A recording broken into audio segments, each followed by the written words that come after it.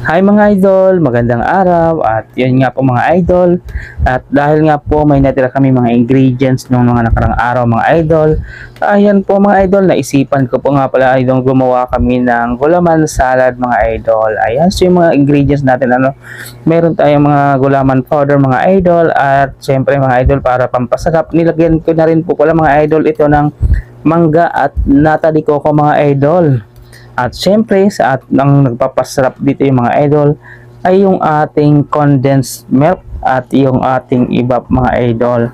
So hindi nga pa pala mga idol mawawala ang condensed milk kapag tayo ay gumagawa ng mga salad or gulaman salad mga idol dahil ito yung nagpapatamis sa ating mga ginagawang gulaman mga idol.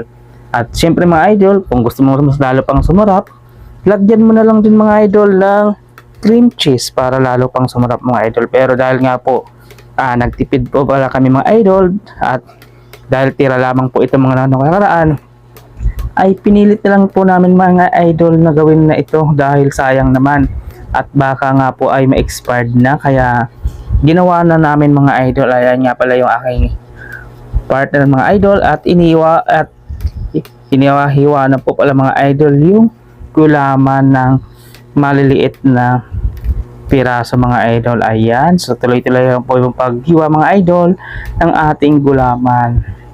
Ayan nga po pala mga idol, sa mga maasa pa mga idol, ayan, so meron tayong hugot dito mga idol. Ayan, yung gulaman salad kailangan mo nang palamigin bago i-serve ako.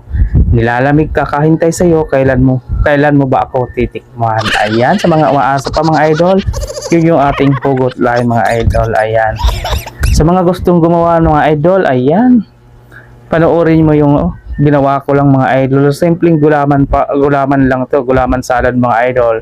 Yung ating ingredients mga idol ay mangga, saka nata de coco lang yan mga idol at gulaman powder at yun nga mga idol, mayroon tayong condensed milk na nilagay na mga idol para sumarap nga itong ating ginagawang gulaman salad mga idol.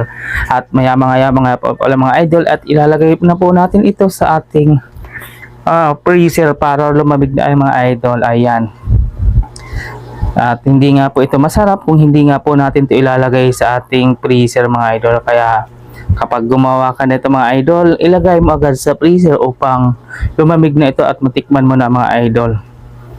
Ayan nga po pala mga idol, ganun lang po kadaling gumawa ng gulaman salad mga idol. Ayan, dinagdagan pa nga ng mas maraming gatas mga idol para lalong sumarap yan. So yan lang.